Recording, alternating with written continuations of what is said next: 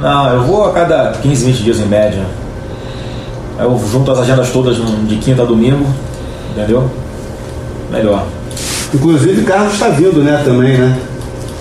Carlos está vindo para Brasília juntar também. Não, ele tá com... Eu acho que ele pegou uma pezinha aqui, mas não... É só para ficar mais à vontade quando vier para cá. Não tem vindo tanto, não. Mas ele veio todo mundo para cá. Eu, Eduardo, meu pai. Aí ele fica mais isolado no Rio, aí fica carente, aí tem que vir para cá. O mandato tem 8 anos, mas o senador Flávio Bolsonaro segue atento aos humores do eleitorado no Rio e no centro das articulações políticas no estado. 1 ano e 7 meses depois de sua posse, e também da posse do pai Jair e do irmão Eduardo em Brasília, o 01 divide o mandato entre a defesa do governo e a defesa dele mesmo, que é alvo de uma investigação sobre a prática da rachadinha no gabinete, à época em que exercia o mandato de deputado estadual na Assembleia do Rio. É desproporcional o que o Ministério Público quer fazer comigo, e o que ele me acusa é a projeção que isso tem, né, na imprensa pelo simples fato de eu ser filho do presidente. E essa é a realidade. Se não fosse isso aqui, eu ia ser um pé de chulé. Eu acho que os bobeados já arquivavam aí qualquer acusação contra mim pelo princípio da insignificância. As investigações sobre a rachadinha, a crise entre o Procurador-Geral da República, Augusto Aras, e a Lava Jato, a pauta econômica e a política no Rio foram alguns dos temas de uma entrevista exclusiva com um senador publicada no Globo nesta quarta-feira. Uma conversa que, aliás, revela como os Bolsonaro estão moldando um novo discurso para sustentar essa recente aproximação com os partidos do chamado Centrão. Ele não fez o tomar lá da cá. Até porque esses partidos aí que são pejorativamente chamados de Centrão, eles já votaram, por exemplo, a reforma da Previdência, já votaram um monte de matérias do governo aqui, alinhados, né, com as bandeiras que foram vencedoras na campanha. Então não houve essa troca, olha, a partir de agora a gente te dá os cargos e vocês votam conosco. Já estavam votando. O que acontece? A máquina pública é muito gigantesca. A gente não conhece pessoas para estarem em todos os postos, né, que tem a máquina pública federal. Então, se eu tenho dificuldade de um nome para um determinado órgão federal, lá no Maranhão, lá no Rio Grande do Sul, no Rio de Janeiro, nada mais natural que você pedir uma referência de um parlamentar. Eu sou o Roberto Maltic e no Ao Ponto desta quarta-feira converso com os dois jornalistas que fizeram a entrevista, o editor de país Thiago Prado e o repórter Paulo Capelli, da sucursal de Brasília. Fique com a gente.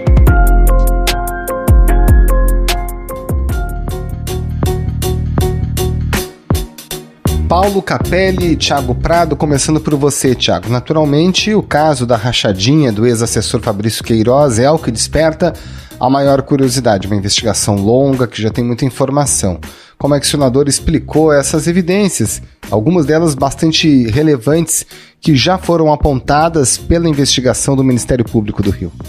Olha, Maltico, eu acho que a grande pergunta desse caso do Queiroz, a gente fez ao senador, que eu acho que é o grande ponto que a investigação aí do Ministério Público do Rio conseguiu desvendar até agora, que é o seguinte: o Queiroz ele apareceu ali em alguns momentos pagando despesas pessoais do Flávio Bolsonaro, seja mensalidades, né, escolares dos filhos dele, seja planos de saúde, né, com despesa, com dinheiro vivo, né? Então esse foi um questionamento direto que nós fizemos a ele, porque um assessor parlamentar pagava despesas pessoais dele de ordem tão elevada. Eu falei, olha, pode ser que porventura eu tenha mandado sim o Queiroz pagar uma conta minha. Mas eu pego o dinheiro meu, dou para ele, ele vai no banco e paga para mim. Você querer vincular isso a alguma espécie de esquema que eu tenho com o Queiroz no gabinete, chega você criminalizar qualquer secretário que vai pagar a conta de um patrão no banco. Eu não posso mandar ninguém pagar uma conta para mim no banco. Principalmente na questão dos planos do plano de saúde, mais de 100 mil reais. O que o senador Flávio responde é que esses pagamentos aconteceram ao longo de muito tempo, portanto, esses valores somados parecem grandes, mas que, no entanto, ao longo de muitos 12 anos. Ao longo de 12 anos, exatamente, Capelli, ao longo de 12 anos esse valor acaba ficando diluído. Então, essas explicações do Flávio, na verdade, beleza, estão postas, só que elas vão, obviamente, né, o Ministério Público tem condições de apurar se essas informações correspondem à verdade, porque para o Flávio dizer, né, que esse dinheiro foi pago pelo Queiroz a partir de um repasse que ele fez para o Queiroz para fazer um pagamento para ele, bom, basta seguir o dinheiro que você vai ter que achar em algum momento o Flávio sacando o seu próprio recurso para, enfim, dar ali para o Queiroz, etc. A outra coisa que a gente perguntou também, que é importante, né, com relação à loja, à franquia, né, da Copenhague, que o senador Flávio tem já há algum tempo, que o Ministério Público também apurou que muito dinheiro em espécie movimentou o caixa da Copenhague. É um comércio. É um comércio. Você vê ali, não vai ter nenhuma habitualidade em depósito de dinheiro. A pessoa chega lá para comprar em dinheiro, vai comprar qualquer coisa em dinheiro, não vou aceitar. É uma loucura, é uma acusação assim, totalmente fora da curva do Ministério Público. E eu, se quisesse fazer alguma besteira, eu vou fazer uma franquia, cá para nós. Vou usar uma franquia para lavar dinheiro, mas que tem monitoramento da matriz, que movimenta, não movimenta isso tudo de dinheiro. Se eu quisesse fazer alguma coisa errada, eu ia para qualquer outro ramo aí, que é muito mais fácil fazer isso. Ele está com essa defesa nesse momento, ele tem todo o processo legal para ser ouvido e etc., mas acredito eu que o Ministério Público tem todas as ferramentas para checar se essas informações são verdadeiras ou não. Agora, Capelli, o senador diz que é vítima nesse processo, né? E inclusive fala sobre vazamentos, sobre erros nessa investigação. Como é que ele se comporta, você que estava junto a ele, quando trata desse assunto? Ele afirma, Maltic, que é uma apuração, uma investigação desproporcional, entre aspas, ele usa esse termo desproporcional, por parte do MP. Ele afirma que esse conteúdo tem ganho muito destaque na imprensa e também no Ministério Público, que tem dado muita relevância ao tema, pelo fato de ele ser filho do presidente Jair Bolsonaro. Acaba sendo uma narrativa também que o Flávio coloca, que também é um pouco que não condiz tanto com a realidade. Eu acho que a denúncia que foi feita com relação ao deputado Márcio Pacheco, né, porque o Flávio sempre fez o discurso de que o Ministério Público só investigava ele próprio, né? Pois a gente já tem uma denúncia aqui no Rio de Janeiro de outro parlamentar, que não o Flávio, pela mesma prática, e outros inquéritos estão sendo tocados ali. Então acho que essa é uma informação relevante, né, quando o Flávio se diz aí perseguido pelo Ministério Público. Outros parlamentares estão sendo investigados, já houve uma denúncia com relação a um parlamentar. Segunda coisa que eu acho importante da gente frisar sobre as falas do Flávio, porque nós fizemos uma pergunta também sobre por que raios num gabinete um assessor, que no caso era o Queiroz, recebia recursos de outros assessores, né, de maneira sistemática, enfim. Nós fizemos essa pergunta para o senador, que é a acusação de rachadinha, né? Talvez tenha ali sido um pouco relaxado de cobrar, olhar isso mais de perto, deixei muito a cargo dele, as pessoas que ele diz que pegavam dinheiro para fazer a subcontratação de outras pessoas, né, para trabalharem em redução onde ele tinha força. Então ele fazia a média lá com as pessoas que eram mais próximas dele, era um subemprego, né? Isso é o que ele botou no papel, não sou eu que estou falando que ele fez ou que não fez, tá, Thiago?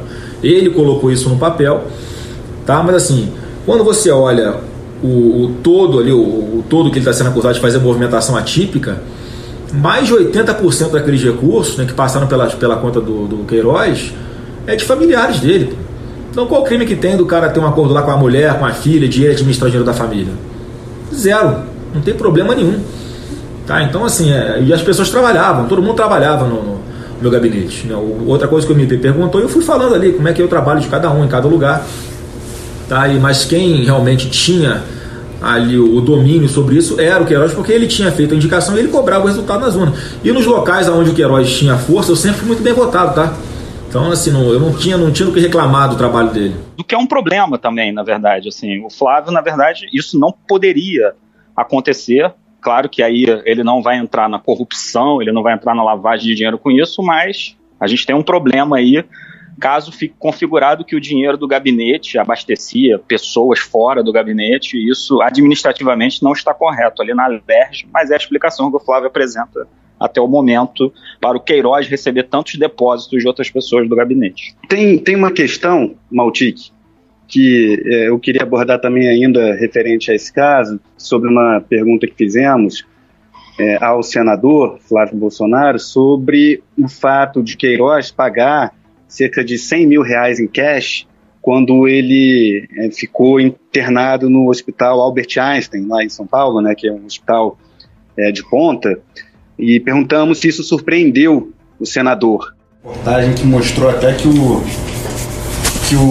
Queiroz pagou a estadia dele no Albert Einstein, no dinheiro próprio, em cash. Isso daí surpreendeu você ou você já... Não, pagar R$100 mil, eu acho que foi o que estava no jornal em cash, obviamente que não é algo normal, né? Mas, assim, a origem do dinheiro eu não sei qual é, porque ele é um cara que fazia lá, tinha os rolos dele, tá? Mas obviamente não fui eu que internei ele lá, não fui eu que paguei despesas, eu não sei como é que de onde veio esse dinheiro, tem que perguntar para ele. Bom, esse é um caso que continua sob investigação do Ministério Público do Rio de Janeiro. Na entrevista completa também há outros questionamentos sobre isso, por exemplo, a questão do esconderijo do Queiroz no sítio em Atibaia, do advogado Fred Vassef, à época advogado do Flávio e até mesmo do presidente em algumas ações. Mas a gente, Thiago, continua no campo das investigações, mas para falar da Operação Lava Jato. A gente sabe que o bolsonarismo caminhou junto com o lavajatismo, pelo menos no começo, e agora a gente tem o Procurador-Geral da República, aliado do presidente, em guerra praticamente contra os procuradores da Lava Jato. Nessa disputa, de que lado o senador Flávio fica?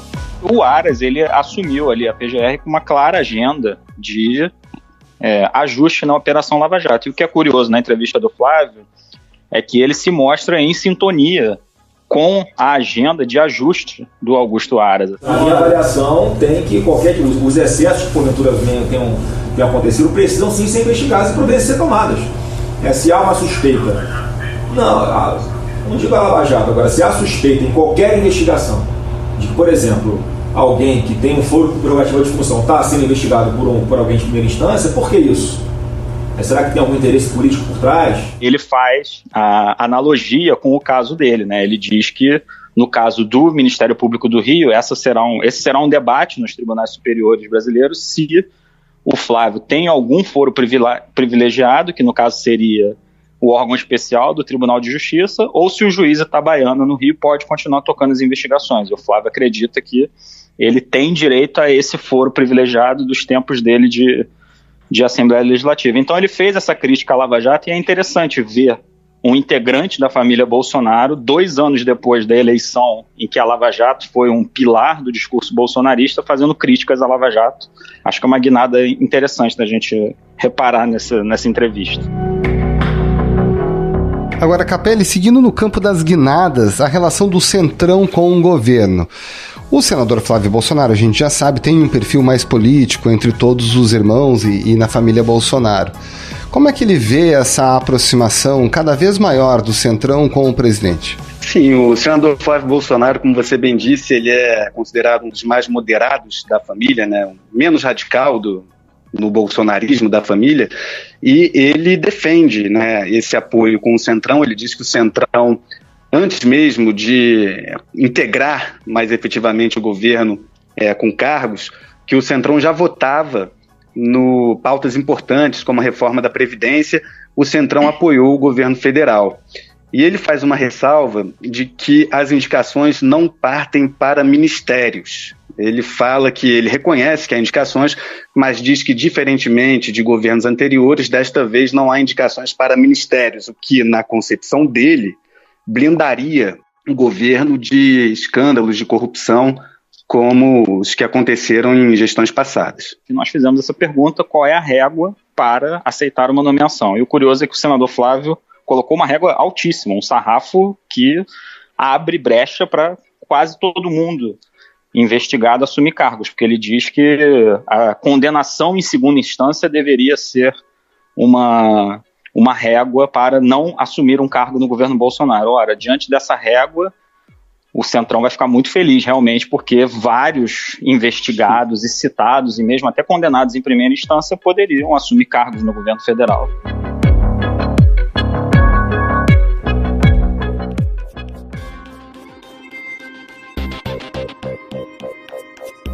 pauta econômica, né? Essa é uma das mais importantes. A gente está nesse ano grave por causa da pandemia. A gente tem o ministro Paulo Guedes defendendo uma nova CPMF, muito criticada, aliás. Como é que o senador, que acaba tendo influência também nessa área, percebe os movimentos do governo, Thiago? Eu acho que é outra ironia, né? Quer dizer, foi um governo que se elegeu com um discurso liberal e que, na prática, agora está tendo que debater algumas questões. Por exemplo, aumento de gastos.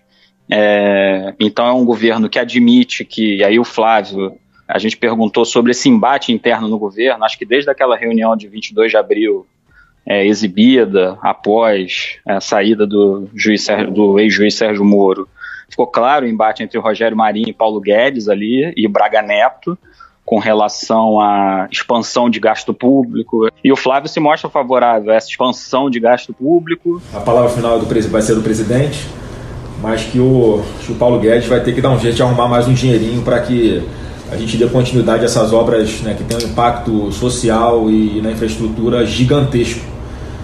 Então acho que tem que buscar essa origem desse dinheiro, sim, tá? Se mostra favorável à demanda clara dos militares. Os militares, agora a gente está numa discussão de orçamento aí da União para 2021. Os militares estão com essa demanda de aumento do orçamento em 50%, passaria de uns 6 bi para uns 9 bilhões, então seria um aumento relevante. Ele também apoia o incremento do Bolsa Família e aí a criação do Renda Brasil, e uma guinada assim, que é muito interessante, né? Porque além de ser uma guinada que aposta num programa de renda mínima que até 2 anos atrás era demonizada pela família Bolsonaro, você tem uma guinada que o próprio Paulo Guedes terá que aceitar, né? Mas o fato é que, para dar conta desses gastos todos, será preciso criar um imposto novo. É claro que até no fim de semana o presidente Bolsonaro falou que apoia o imposto novo, mas sem aumento de carga, mas os especialistas estão dizendo, não faz muito sentido isso se você precisa ter tantos aumento de gastos para estimular a economia, como é que você vai conseguir fazer tudo isso sem um aumento de carga tributária? E é curioso que um governo que se elegeu com a bandeira liberal vá fazer tudo isso em meio a essa pandemia. E aí, Thiago, e com relação à política do Rio de Janeiro, né, que você, o Capelli e o Flávio Bolsonaro conhecem muito bem, a gente imaginava que o Carlos Bolsonaro não sairia candidato aqui, né, que ele estaria se deslocando para Brasília, e que a própria Rogéria, ex-mulher do presidente, também não seria candidata, mas as coisas parece que vão para outro caminho, né? Isso, ele confirma na entrevista que o Carlos será candidato a vereador, assim como a Rogéria, para alegria dos republicanos aqui no Rio, partido do prefeito Marcelo Crivella, já que provavelmente eles terão bastante votos e puxarão aí a legenda para ter um desempenho melhor na Câmara de Vereadores. Sobre a política do Rio, ele também falou, o Flávio, que fará na eleição do Rio o que o pai mandar. Tá, mas a ordem do presidente Bolsonaro é não me meter em eleição municipal nenhuma, a não ser que ele determine. Então, se ele vai avaliar caso a caso, né, conforme a necessidade que ele vê que existe. Mas ele próprio já tem um cuidado muito especial, né, de não se manifestar com relação a isso, porque o importante para nós é aqui no Congresso Nacional. É um terreno sensível para o Bolsonaro agora dizer exatamente quem ele vai apoiar. Isso pode ser mais para frente. Ele fala isso, né, Thiago? Na entrevista ele ressalta justamente isso que você bem lembrou, que há uma preocupação do Planalto de não gerar intriga entre os partidos aliados da base, porque a prioridade do governo é ter a base no Congresso, né, segundo o Flávio, que por isso ficar de fora pode ser uma estratégia importante, ficar de fora do pleito eleitoral. E aí, sobre o governo do estado, Maltic, porque a gente perguntou sobre o Wilson Witzel, né, que foi o candidato que o Flávio apoiou para o governo aqui do Rio em 2018, o Witzel está com essa questão aqui na Alerj, né, do processo de impeachment tramitando e tal, e a gente perguntou para ele, primeiro, a grande história que roda a política carioca é que o Flávio está articulando para derrubar o Witzel e colocar o Cláudio Castro, que é o vice-governador, no poder, né, no Palácio Guanabara, né. Então a gente fez essa pergunta, ele nega, né, que esteja articulando qualquer coisa, mas perguntado ali, até pelo Capelli, se o diálogo melhoraria caso o Cláudio assumisse, ele admite que sim, que o diálogo melhoraria, já que com o Witzel não existe diálogo, né? Mas assim, eu não posso negar que eu tenho uma boa relação com o Cláudio Castro. Eu conheci ele ainda na Assembleia Legislativa, ele era o chefe de gabinete do deputado Márcio Pacheco, então a gente conviveu por muito tempo, nós tivemos agendas juntos, né, nas ruas, né, como uma vez que nós fomos ali para a Orla do Rio para celebrar o dia de consciência do pessoal autista, né? Então assim, tem uma afinidade ideológica com ele. Agora, infelizmente, o governador do Rio prejudicou muito o Rio com a sua postura individual política colocada na frente do interesse do povo do Rio. Se o Cláudio Castro reassumir essa ponte governo federal e estadual, ela vai estreitar essa relação? Sem dúvida alguma que o diálogo vai ser muito mais leve com o Cláudio Castro do que o não diálogo que nós temos hoje com o governador Wilson Witzel. Tá, eu sempre quis ajudar demais o Rio e poderia ajudar muito mais se não fosse o atual governador, né? Então ele dá ali uma sinalização clara de como o governo federal vê com bons olhos sim a troca aí de poder aqui no Rio de Janeiro. Thiago Prado, editor de País, Paulo Capelli, repórter de política da sucursal de Brasília, muito obrigado pela participação de vocês aqui no Ao Ponto e um ótimo trabalho. Um abraço, tchau, tchau. Valeu, Maltica, abração, tchau, tchau.